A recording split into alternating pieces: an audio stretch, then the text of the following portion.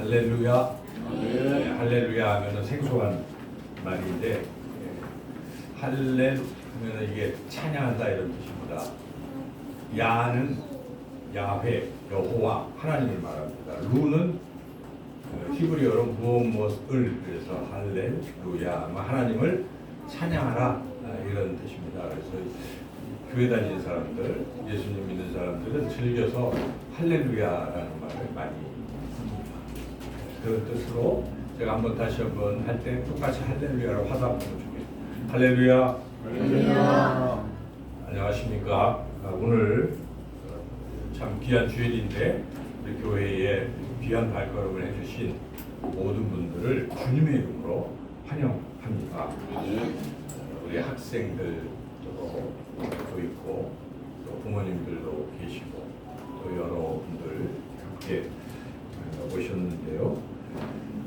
한 주간을 한번 우리가 생각을 해볼 때 혹시 여러분들 가운데 참 이번 한 주는 참 힘들었다, 혹시 이런 마음이 드시는 분들이 있습니까? 나 너무 지쳤다. 그런 분들 정말 잘 오셨습니다.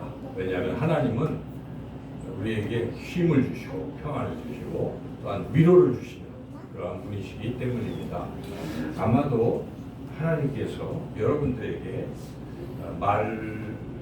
대화를 하며 말을 건넨다고 한다면 이런 말을 하지 않을까 이런 생각이 드는데, 정말 한 주간 고생 많았다. 여러분, 우리 부모님들이 자녀들이 일주일 동안 힘들게 이렇게 지내다가 만난다면 너 한 주 애썼다, 고생했다, 그렇게 말해주지 않겠어요? 우리 하나님도, 아버지 되신 하나님도 우리 모두에게 또 힘들고 지쳐있는 또 열심히 살아오신 분들에게 그러한 위로를 주시는 그러한 분이신 줄로 믿습니다.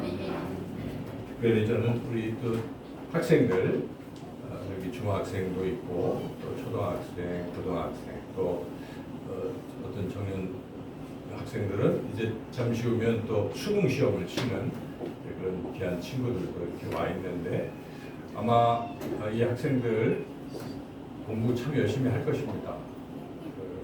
남들 다 자고 있는데도 공부하느라고 눕고 불도 무거워서 이렇게 자꾸 가라앉지만 그래도 힘을 주고 이렇게 애쓰고 그러죠. 그러고 있죠? 학생들? 아니에요? 혹시 게임하느라고 말똥말똥 밤을 새우는 또 이런 학생들이 있을지도 모르겠습니다만, 대체로 학생이라 그러면 어떻게 하든지 이제 시험이 있으니까요. 이제 양강 중학교가 다음 주에 시험 치죠. 중간고사 학교도 있을 것입니다. 그래서 우리 학생들 공부하느라고 참 한 주간도 애쓰셨고, 또 우리 학생들 뒷바라지 하는 부모님들 아마 출퇴근하시면서 또 차를 타고 가실 수도 있지만 때로는 이제 지하철, 버스 타고 다니시면서 굉장히 또 붐비잖아요. 그런데도 열심히 살아갑니다. 자녀들을 위해서. 그래서 뭐 생활비도 걱정이 되고 하지만 그 가운데서도 우리 자녀들을 위해서라면 내 옷은 좀, 또 내 것들은 덜 쓰더라도 자녀들 위해서 하는 것이 아마 부모님이실 텐데, 한 주간 정말 치열하게 열심히 자녀들 위해서 살아온 줄로 믿습니다. 그리고 우리 청년들, 또 청년들도 많이 눈에 띄는데, 청년들을 생각하면 참 마음이 그렇죠. 취업난 이런 상황 속에서도 정말 열심히 이력서도 쓰고 어디 전화도 하고 해서 치열하게 미래를 준비하고 그렇게 한 주간을 또 분주히 애쓰고 보냈을 것입니다. 그렇게 열심히 뭔가를 위해서 애쓰고 사는 그런 삶, 하나님은 그런 삶을 귀하게 보십니다. 열심히 살아가는 삶. 그래서 하나님은 그렇게 살아가는 사람들을 격려하시고 또 힘을 주실 것입니다. 그런데 하나님께서는 그런 것들이 너무 소중하기 때문에 그런 힘이 잘못된 방향으로 나가게 되는 거, 이거 참 안타깝게 생각하신다는 것입니다. 여러분, 운전을 우리가 해보지만 운전하다가 막 방향을 모르고 목적지도 모르고 그냥 신나게 악셀레이터를 막 밟고 가는데 그게 목적지가 아니라 자칫 낭떠러지로 떨어진다든지 그러면 안 되는 거 아니겠습니까? 그래서 더 중요한 것은 열심히 사는 거 중요합니다. 그런데 이 방향이 중요한 거예요.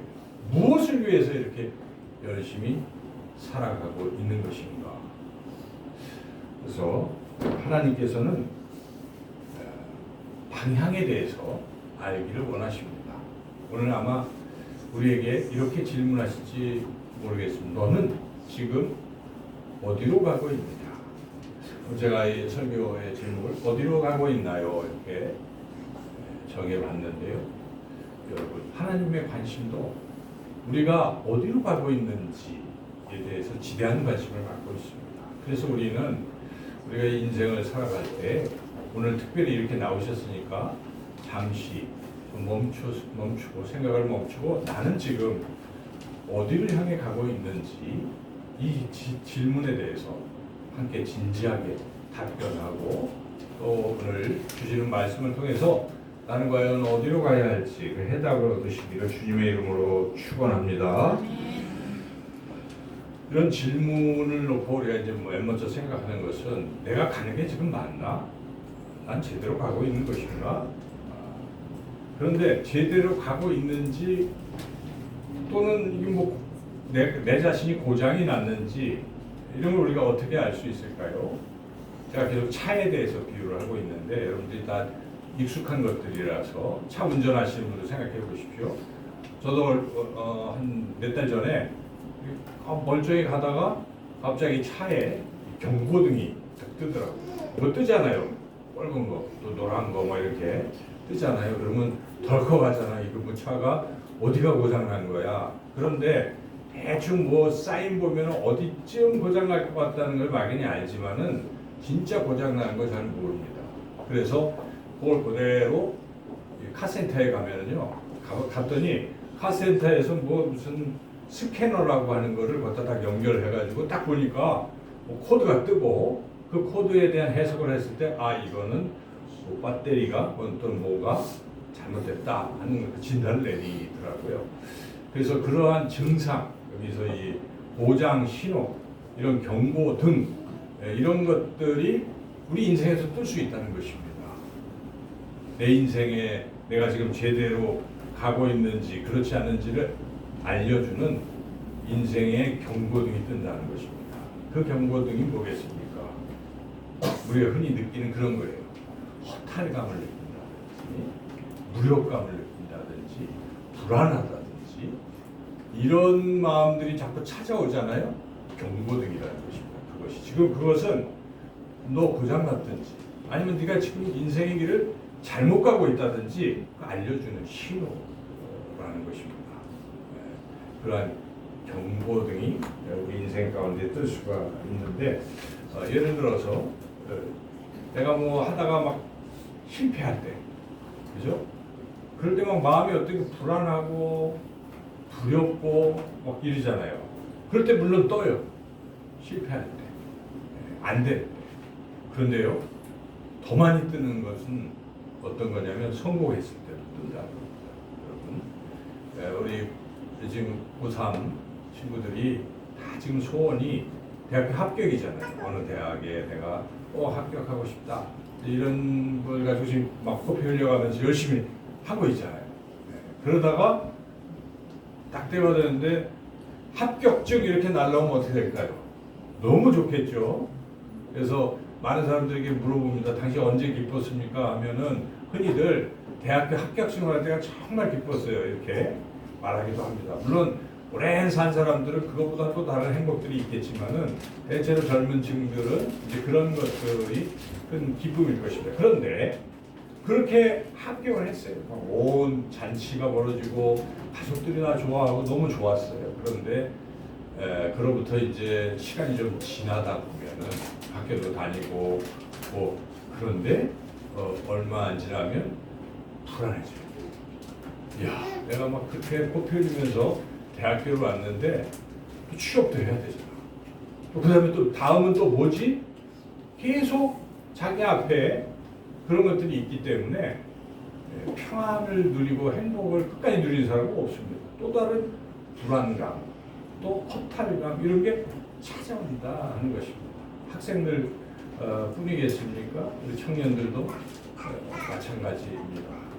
청년들 또 청년들의 부모님도 마찬가지. 청년들의 부모님의 소원은 무엇입니까? 결혼시키는 거 아니에요? 이 대업을 이루는 거죠. 자기 인생에 자기 자녀들을 잘 길러서 드디어 이제 아름답게 결혼하고 딴딴따 하고 와서 부모님께 절할 때 길러주셔서 감사합니다 할 때 눈물 나잖아요. 막 껴안고 너무 기쁜 거예요. 야, 그리고 막 사람들도 좋아하고 참 좋은 시간들이잖아요. 그런데 여러분 그렇게 자녀를 이제 떠나 보내잖아요. 집에 돌아오면 그 다음부터는 또 다른 마음이에요. 와, 같이 지냈던 자녀들이 없잖아요. 마음이 허전해지고 또 이런 마음도 들 거예요. 그래, 나는 이거 다 했는데 그 다음에 또 난 뭘 해야지? 이런 허무감 이런 게 들 수 있다 하는 것입니다. 그래서 많은 사람들이 성공을 했다고 하지만 그 성공 뒤에 찾아오는 그런 허탈감, 허무감, 불안감이 있을 수 있습니다. 그것이 바로 경고등이라는 것입니다. 왜 그렇습니까? 자기가 추구하는 것들로는 이 영혼의 만족감을 채울 수 없다는 것입니다. 우리 육체적인 거는 채울 수 있어요. 근데 채우고 나면 또 다른 목표가 우리한테 또 주어지기 때문에 진정한 만족을 느낄 수가 없습니다. 이 영혼이 공허한 사람들, 영혼을 채울 수 없을 때는 그러한 불안감들이 계속 된다는 거예요. 그것이 자동차의 경고등과 같이 인생의 경고등이다. 우리가 그런 경고등을 생각하면서 그렇다면 이 경고등은 왜 켜지는 것인가? 왜 불안한 것인가? 왜 허무를 자꾸 느끼는 것인가? 왜 공허감을 느끼는 것인가? 왜 켜지는지 그 이유를 알아야 돼요. 우리가 이제 어디 아프잖아요. 저도 뭐 손목이 아파서 통증병원에도 가보고 그러면 여기가 어떻게 잘못되는지 저는 몰라요. 잘. 그렇죠? 근데 의사들은 일단 엑스레이부터 찍습니다. 아프다 그러면 뼈 같은데 엑스레이 찍어요. 이렇게 해가지고 엑스레이를 찍어보면 또 뭐 알아요. 그래서 결국 원인이 당신은 뼈가 부러져서 힘줄이 늘어나서 이렇게 원인을 이야기한다는 것입니다. 반드시 나타나는 증상, 아프다고 하는 것, 공허하다고 하는 이러한 것에는 원인이 있습니다. 원인이 무엇인가? 우리가 왜 이렇게 공허한가? 그 원인이 그 뼈가 부러져서 통증이 있는 것처럼 우리 안에 뭔가가 잘못됐기 때문에 이러한 것들이 나타난다. 그 원인이 뭐냐? 성경은 그 원인을 죄라고 얘기하는 것입니다. 죄 때문에 결과적으로 이런 것들이 우리 안에 일어나게 된다는 것입니다, 여러분. 죄가 무엇입니까? 죄하면 흔히들 내가 뭐 도둑질한 거, 거짓말한 거, 등등등등 그런 도덕적인 죄를 떠올릴 수가 있습니다. 물론 그것도 죄죠. 그런데 죄에도 근본적인 죄가 있습니다. 근원적으로.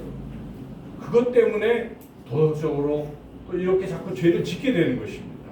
파생이 되는 거예요.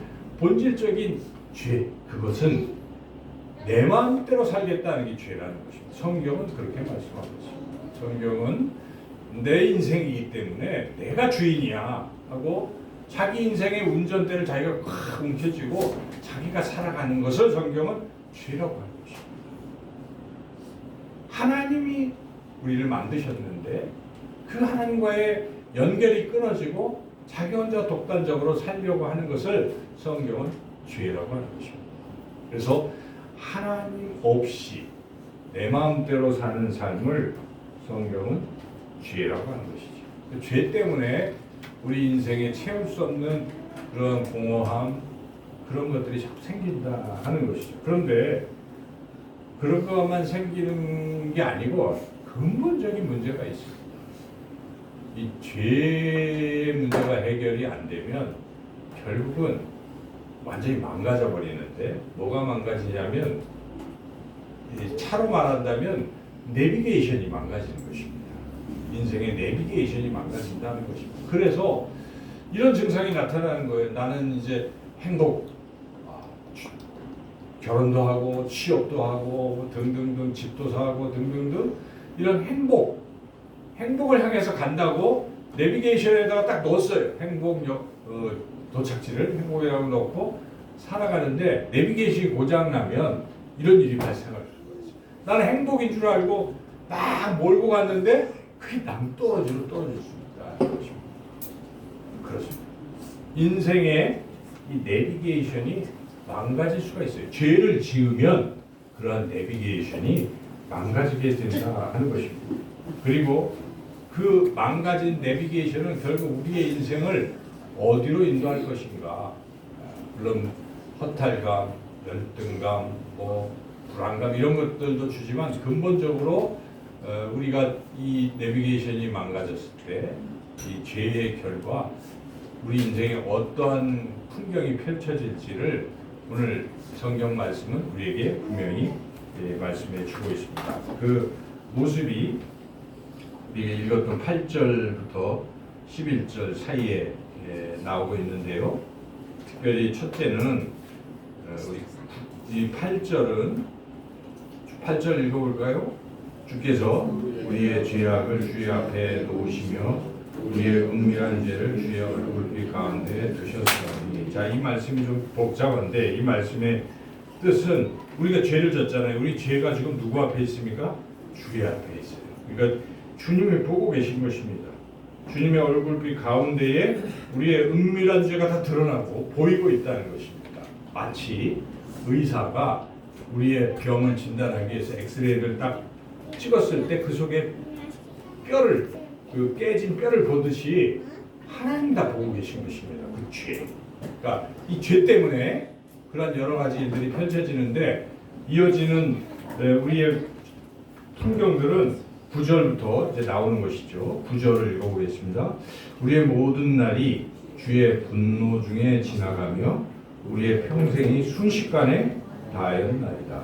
그러니까 죄를 지면 하나님이 그 죄에 대한 어떤 심판을 하시잖아요. 물론 영원한 심판도 있지만 삶 가운데 일어나는 심판들이 있어요. 죄의 결과, 여기에 하나님의 분노 속에서 우리의 인생이 어떻게 되는 것입니까? 한마디로 말하면 내 평생이 순식간에 다 지나가 버린다는 것입니다. 우리는 참 인생 길다고 생각할 수도 있지만요, 여러분, 목적지가 없으면요 그냥 빨리 가버립니다. 여행자가 어디 간다 이런 목적지 없이 그냥 가만히 다니다 보면 순식간에 시간을 다 탕진한다는 거예요. 우리 인생도 그런 거예요. 이런 목적지가 없이 이렇게 저렇게 마구 좌충우돌하고 살다 보니까 어느덧 70세가 되고, 그리고 80세가 되고, 요즘 한 100세가 돼야 돌아가시는 것 같은데, 하여튼 이제 순식간에 내 인생이 벌써 다 지나갔네, 탄식이 나올 수 있다는 것입니다. 이것이 바로 죄가 주는 어떤 모습들이에요. 첫째, 풍경이, 시간이 후다닥 의미 없이 내가 해놓은 것도 없이 그냥 지나가 버리는 이런 결과를 빚는다는 것입니다. 두 번째, 10절에 두 번째 풍경은 수고와 슬픔만 남는다는 것입니다. 10절 읽어보겠습니다. 우리의 연수가 70이요 강건하면 80이라도 그 연수의 자랑은 수고와 슬픔뿐이요 신속히 가는 우리가 날아가나이다. 빨리 가는 건 마찬가지인데 그 삶의 결과들이 여기에 두 가지가 있다는 것입니다. 수고와 슬픔뿐이라는 것입니다. 그냥 헛수고를 하고 산다는 것입니다. 내가 그렇게 뭔가를 이루었는데 그게 사실은 헛수고에 불과하다는 것입니다. 저는 늘 그런 생각을 해요. 야, 이렇게 살다가 결국은 죽으면 하나님 앞에 설 텐데 하나님 물어보실 거예요. 너 뭐하다 왔냐? 그럴 때 여러분 뭐라고 대답하시겠습니까? 와, 저는 뭐 장관도 하고 뭐 등등등등. 돈도 많이 벌었고 뭐 그렇게 이야기하겠습니까? 정말 우리가 했던 그 일들이 과연 그런데 하나님 물어보고 그게 나를 위한 것이고 내 원하는 대로 한 삶이냐고 물어볼 것입니다. 그럴 때 그렇지 않았다면 그냥 그 삶 자체가 다 헛수고에 불과한 것입니다. 내가 정말 치열하게 열심히 살았지만 하나님 앞에는 아무것도 남지 않는 그런 삶이 될 수도 있다는 것입니다. 그래서 이러한 내비게이션이 망가져서 방향성이 없고 목적지가 없는 사람들의 인생에는 그 결과가 다 헛수고라는 것입니다. 그리고 또 모든 것들이 슬픔뿐이라는 것입니다. 기뻤다고 나는 생각하지만 그러한 기쁨이 잠시예요. 세상에서 누리는 기쁨은 잠시예요. 그래서 그건 쾌락이라고 하지 않습니까? 일순간에 느껴지는 잠시 잠깐에 금방 또 지나가면 채울 수가 없어요. 너무 또 그거에 느끼면 재미도 없어요. 그래서 세상이 주는 것들은 그냥 휘 지나가고 그 뒤에 오는 기쁨이 아니라 슬픔이 우리 인생을 짓누르게 된다는 것입니다. 바로 이런 것들이 죄가 빚어내는 풍경들이라는 것입니다. 세 번째에 11절이 가장 참혹한 결과. 11절 읽어보겠습니다. 누가 주의 노여움의 능력을 알며 누가 주의 진노의 두려움을 알리까? 아무도 모른다는 것입니다. 모른다는 것입니다, 여러분. 가장 심각한 죄의 결과는 모르는 거예요. 우리가 몸이 아팠을 때 가장 심각한 것은 통증을 못 느끼는 거예요. 그냥 죽는 거예요. 무통증? 괜찮은 것 같지만 병의 원인을 찾을 수도 없고 그냥 죽는 거 아니겠어요? 인생도 마찬가지예요. 모르는 거예요. 하나님의 분노, 이 진노, 노여움을 모른다는 것입니다, 여러분. 어떤 사고가 나고 또 이런 일들이 벌어져도 하나님의 진노를 깨닫지 못하는 사람들이 있어요. 그냥 운이 없어서, 재수가 없어서 그렇게 됐나 보다라고 스칠 수가 있어요. 그러다가 그냥 어떻게 되겠습니까? 아까 말씀드렸지만 이 내비게이션이 망가지면요, 모르면요, 그냥 느낌 없이 나는 행복이라는 역을 향해서 가는 줄 알아요. 끝까지 막 달려가봤는데 낭떠러지였다는 것입니다. 이것처럼 큰 비극이 없어요. 그래서 모르는 것, 하나님을 모르는 것, 이 결과를 모르는, 목적지를 모르는 인생은 참 비극적인 인생이다 하는 것입니다. 그러면 해답은 없는 것입니다. 모세는 짧은 기도로서 이거에 대한 해결책을 얘기해 주고 있습니다. 이 기도를 드린 것입니다. 이게 얼마나 중요한, 바로 여기에 있는 12절 말씀인데요. 우리 12절 말씀 한번 같이 읽어보겠습니다. 우리에게 우리날 계수함을 가르치사 지혜로운 마음을 얻게 하소서. 우리날 계수함을 가르치다. 계수하는 건 계산해보라는 거예요. 그죠? 우리날을 계산해보라는 건 이게 무슨 뜻이겠습니까?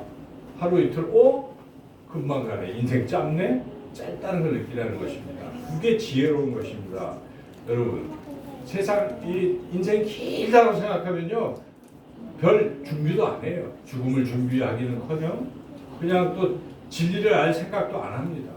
내 미래를 생각도 안 해요. 궁극적인 미래도 생각도 안 하고 그냥 사는 거예요. 길다고 생각하니 그렇지 않습니다. 짧다는 것은 순식간에 날아간다고 모세는 탄식하는 것입니다. 80, 길어야 80이라는 것입니다. 바로 다가오는 것입니다. 그래서 이 지혜로운 것은 인생이 짧다는 것을 깨달아는 거예요. 그리고 또 하나 중요한 것은 이 안에 담겨진 것은 내 내비게이션 망가졌구나 하는 것을 깨닫게 해달라는 것입니다. 나 지금 잘못된 길로 가고 있다는 것을 깨닫게 해달라는 것입니다. 그렇게 기도하고 있어요. 모세는. 제가 망가졌습니다. 제가 인생이 짧아요. 이거 좀 알게 해주세요라고 부르짖어 기도하는 것이, 그걸 알게 해달라는 그게 지혜라는 것입니다. 그것을 가르치사 지혜로운 마음을 얻게 해달라. 이 지혜. 여러분, 이 지혜는 진리를 아는 그런 것을 말하는 것이죠. 인생의 목적지를 아는 것입니다. 그런데 그 지혜의 근원이 누구겠습니까? 그분이 바로 하나님이시고 그분이 예수님이십니다. 하나님이 사람이 되셔서 이 땅에 오셨습니다. 바로 우리를 죽음에서, 죄에서, 사탄의 권세에서 해방시키시기 위해서 예수님이 오셨어요. 그래서 지금까지 말씀드린 이 죄, 모든 허탈감을 주는 이 근원이 되는 이 죄를 대신 짊어지시고 우리에게서 죄를 없애주신 것입니다. 그래서 우리는 더 이상 두려움과 불안과 미래에 대한 두려움이 없는 것입니다. 그 죄를 예수님께서 하나님이신 그분께서 사람이 되셔서 그걸 없애시려고 사람이 되셔서 이 땅에 오셔서 죄를 짊어지신 것이 바로 이 십자가에서 주님께서 우리의 죄를 대신해서 짊어지시고 벌을 받으신 것입니다. 그게 십자가인 것이에요. 그리고 주님은 또 우리에게 슬픔과 수고에서 벗어나서 정말 보람이 있고 기쁨으로 살게 하시려고 죽음을 이기시고 부활하신 것입니다. 사흘 만에 부활을, 만약 기독교가 죽는 것으로만 끝났다면 아무것도 아닐 것입니다. 예수님은 죽음을 이기시고 사흘 만에 다시 살아나신 것입니다. 그러므로 우리도 희망이 있는 것입니다. 우리 안에 있던 모든 슬픔과 모든 무기력은 주 예수님을 우리가 믿음으로 우리도 같이 부활하게 되는 것입니다. 여러분, 예수님을 믿는다는 의미가 무엇입니까? 아, 예수님이 날 위해 죽으셨어. 끄떡끄떡. 그래. 이게 아니에요. 이걸 잘못 이해를 하는 것입니다. 믿는다는 건요, 영접하는 거예요. 그 요한복음 1장 10절에 그 이름을 믿는 자, 곧 영접하는 자, 곧 그 이름을 믿는 자들에게 이렇게 영접하는 거예요. 자, 제가 예수님이 누구신지를 여러분에게 말씀을 드렸는데 이 예수님을 내 안에 모셔드리는 것입니다.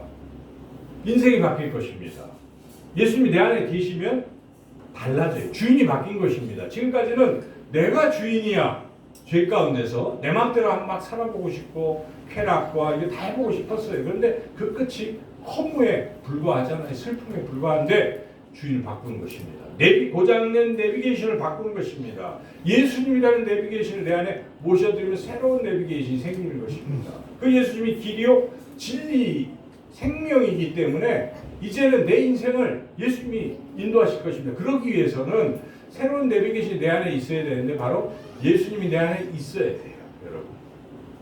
그런데 우리 예수님은 얼마나 좋으신지 누구든지 너희들이 마음의 문만 열면 난 들어가겠다는 것입니다. 요한계시록 3장 20절에 누구든지 내가 마음 문을 두드리니 누구든지 열면 내가 그로 더불어 먹고 그로 더불어 마시리라고 예수님이 약속을 해주셨기 때문에 이것은 진리 누구에게나 다 적용되는 진리입니다. 여러분 가운데 정말 내 인생에서 이제는 내가 고장난 내비게이션으로 내가 살아가는 것이 아니라 예수님을 내 인생의 주인으로 모시고 그리고 예수님이 나의 인생을 인도하시기를 정말 원한다면 예수님은 우리와 함께 영원히 살게 될 것입니다. 여러분, 믿음은 다른 게 아니에요. 예수님 안에 있는 것을 내가 갖는 게 믿음이에요. 예수님 안에 뭐가 있어요?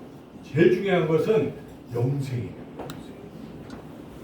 예수님은 부활하시고 영원히 사실 하나님이시기 때문에 영원히 살 수가 있습니다. 여러분, 나는 영원히 살 수 없잖아요. 죽잖아요. 그런데 예수님이 내 안에 와서 나와 함께 있기만 한다면 나는 영원히 사는 거예요. 그리고 예수님은 진리예요. 세상은 거짓이에요. 그죠? 거짓이 참 많잖아요. 겉으로는 얘기해도 잘 들어보면 거짓말이 많아요. 정치인들, 누구누구 다. 그런데 예수님은 거짓이 아니십니다. 그래서 모든 것이 진리예요. 그분만 따라가면 진리로 가는 것입니다. 그런데 예수님 내 안에 모시면 내가 진리 가운데 사는 것이고 그리고 예수님은 하나님 나라로 가시면서 우리를 또한 하나님 나라로 인도하시는 분이세요. 그래서 내가 그 길이요 진리요 생명이니 나를 믿는 자는 하나님 아버지 나라에 갈 것이다라고 약속을 하시는 것이에요. 그래서 이 믿음이 다른 게 아니고 예수님을 내 안에 모셔야 되겠다는 것입니다. 그런데 그것은 누구라도 가능해요. 왜냐하면 예수님은 다 두들기고 들어가고 계십니다. 근데 문제는 빗장처럼 마음의 문을 꽉 닫고 있어요. 닫고 사는 사람이 세상에 너무나 많아요. 그리고 그 마음의 문을 열고 싶어 하지 않습니다. 왜냐? 내 마음대로 살고 싶기 때문에. 그러나 여러분, 예수님 모셔보시면 인생이 달라집니다. 예수님이 우리를 막 강제로 나쁘게 막 이렇게 하시는 게 아니에요. 우리 잘되게 하시려고, 생명을 주고 더 풍성케 하시려고 내 안에 살기를 원하시는 거, 나를 살리려고 생명을 주신 분 아니겠습니까? 하나님 나라에서 오셨어요. 사람으로 낮아지셨어요. 왜요? 우리를 살리시려고. 그런 좋으신 예수님을 왜 우리가 못 받아들입니까? 여러분, 이 기회는 저는 많은 기회가 아니라고 생각해요. 기도를 우리가 이 모시오기 잔치를 9월 21일을 놓고 60명의 명단을 놓고 이렇게 날마다 기도했어요. 그래서 제가 오시는 분 똥을 치고 있는데 아직은 파악이 안 되는데 뭐 해마다 열기는 하겠지만 때가 자주 오는 건 아닙니다. 그래서 오늘 이날 이 특별한 날에 하나님께서는 역사하십니다. 저는 그렇게 생각해요. 그래서 오늘 참으로 특별한 날입니다. 여러분, 결단해야 되는 것이죠. 이것은 결심이 꼭 필요해요. 용기가 필요합니다. 내가 이제 내 거 버리겠다는 용기가 필요합니다. 아까워가 아니고 고장난 거 버리고 새로운 예수님 내가 모셔드리겠다.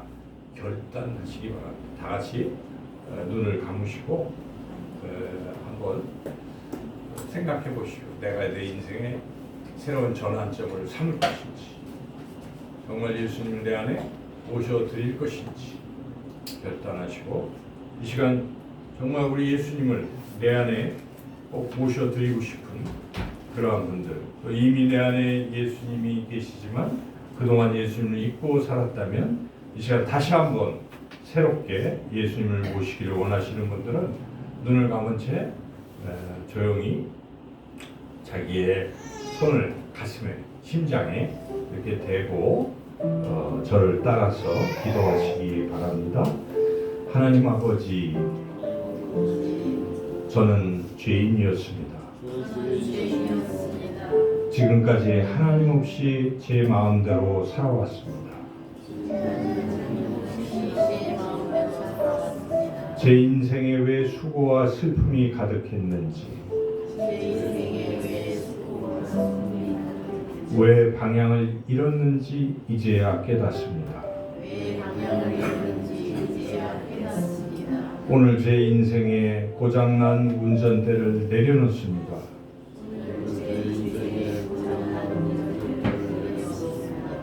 저의 모든 죄를 용서하기 위해 십자가에서 죽으시고 부활하신 예수님을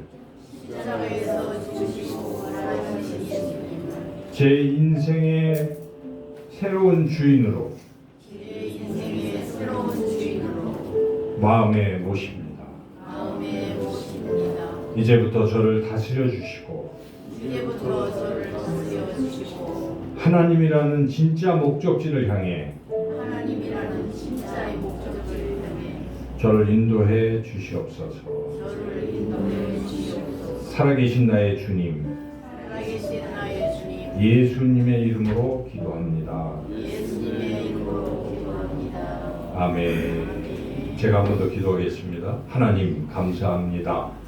이 시간 예수님을 마음속에 구주로 영접하신 분들, 하나님 이제는 하나님의 자녀로 성령께서 인쳐 주심을 믿습니다. 영원히 변치 않고 내가 죽는 날에도 내 안에 계신 예수님께서 나의 손을 잡고 영원한 하나님 나라로 인도해 주실 줄로 믿습니다. 또한 예수님은 이제 내 인생의 운전대를 잡으시고 저를 가장 좋은 길로, 풍성한 길로 인도해 주실 줄로 믿습니다. 오직 예수님을 주인으로 모시고 예수님과 동행하고 교제하며 풍성한 삶을 살게 하여 주옵소서. 예수님의 이름으로 기도드리옵나이다. 아멘. 네, 이제